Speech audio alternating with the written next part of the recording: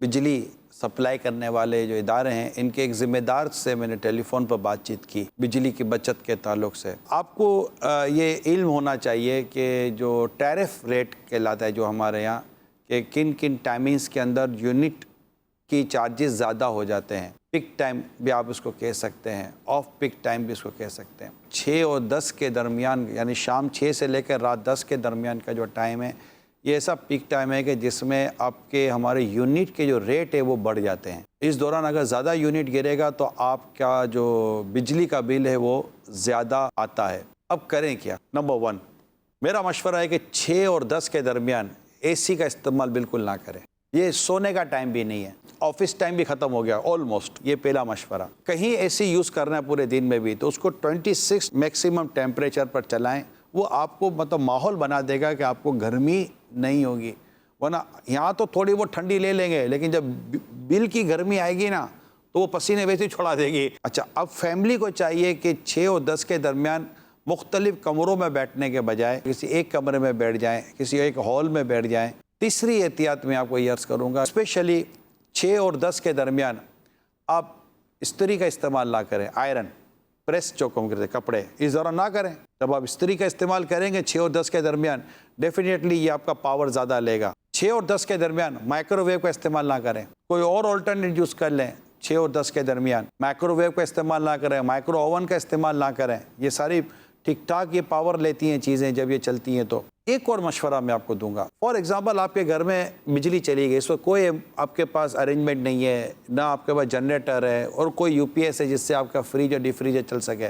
2 घंटे का अमूमन हमारे यहाँ बिजली का अगर ब्रेक डाउन आता है, लोड शेडिंग आती है तो 2 घंटे 3 घंटे फ्रिज हमारे बंद होते नहीं होते। क्या चीज़ ख़राब हो जाती है? नहीं होता। गोश्त ख़राब हो गया या खाना ख़राब हो गया? नहीं होता।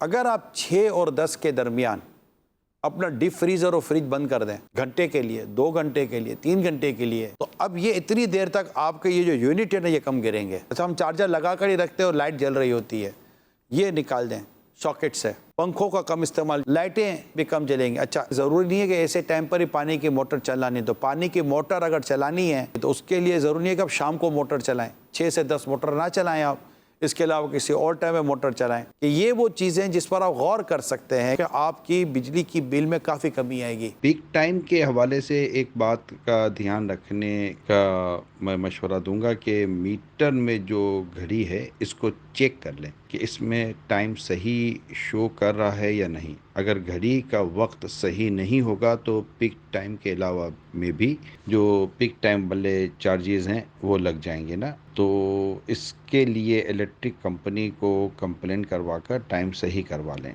अच्छा, पीक टाइम जो है इसका भी आप नोट कर लें कि पीक टाइम नवंबर से मार्च के महीनों में शाम 6 से रात 10 है और अप्रैल से अक्टूबर में 6:30 से 10:30 बजे तक, यानी शाम 6:30 से रात 10:30 बजे तक ये होता है। तो ये मेरी एक कराची के अंदर बिजली सप्लाई करने वाले जो हैं उनसे एक ज़िम्मेदार से जो मेरा मशवरा हुआ था तो उससे ये मैंने मालूमात हासिल की थी। सोलर पर भी एक बातचीत की कि सोलर का क्या करना चाहिए। देखिए, सोलर ये एक कुदरती तौर पर एनर्जी लेकर आपको बिजली सप्लाई करता है, यानी सूरज की रोशनी से ये पावर लेता है और आपके घर में ये बिजली सप्लाई कर रहा होता है। सोलर का पैनल 1 किलोवाट का अगर आप सोलर लगाते हैं, ये बिजली की एक टर्म है, इसकी एक अपनी इस्तिलाह चलती है पावर की। तो मैंने जो मालूमात ली थी कि मेरी मालूमात सही या गलत हो सकती है, लिहाजा आप किसी तजर्बाकार आदमी से मेरी दी हुई मालूमात को क्रॉस चेक करके जो दुरुस्त हो उस पर अमल कीजिएगा। मिसाल के तौर पर जिसके घर में एसी नहीं है, अगर वो चाहे तो 1 किलोवाट का, अगर उसके पास छत है, क्योंकि इसके लिए छत ज़रूरी है, तो 1 किलोवाट का सोलर अगर आप लेते हैं तो शायद 1,25,30 हज़ार के दरमियान शायद आपको ये सोलर की कॉस्ट पड़ेगी। तो इससे शायद हो सकता है कि आपकी 3 से 3,500 हज़ार रुपये की माहाना बिजली की बचत एक्सपेक्टेड है। अच्छा, ये जो सोलर आप पैनल जिसको मैं कह रहा हूँ, इसकी जो मैंने मालूमात ली है, ये 3 साल में आपकी जो बिजली की जो बचत होगी तो 3 साल में आपकी सोलर की पेमेंट निकल आती है। अब ये जैसा बिजली का बिल, लेकिन 1 किलोवाट का सोलर पैनल ये अमूमन उस घर को किफ़ायत करेगा जिसमें एसी नहीं है।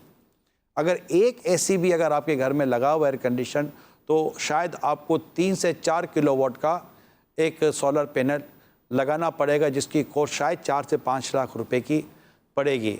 तो यूँ समझिए कि आप माहाना बिल पेमेंट जो कर रहे हैं, तो आपने एक साथ गोया कि इतने 2-4 सालों का बिल पेमेंट कर दिया, इतना यूनिट बचेगा तो इतनी कीमत बचेगी। मैंने अपने जान पहचान वालों को देखा है कि जिन्होंने सोलर लगाए हुए हैं, और आज की इन्फॉर्मेशन लेने के बाद मैं भी सोलर के मामले में थोड़ा सीरियस हुआ हूँ। ये टू बी फ्रैंक मैं अपनी पर्सनल बात आपसे शेयर कर रहा हूँ। तो ये अच्छी बचत है, और मैंने ये पावर सप्लाई करने वालों से मालूमात थी, तो उन्होंने तो बाकायदा रिकमेंड किया कि हम तो रिकमेंड करते हैं कि आप सोलर लगाएं। कोशिश करें कि आपके जो यूनिट हैं ये ज़्यादा ना जाएं, कम से कम यूनिट के अंदर गुजार। अगर 700-800 से ऊपर आपके माहाना यूनिट चले जाएंगे और 1000 तक यूनिट आपका चला जाएगा, तो आपका बिजली का बिल ज़्यादा हो जाएगा। जितना कम से कम हो सके अपने यूनिट जलाएं। इसलिए मीटर रीडिंग को ज़रूर देखें।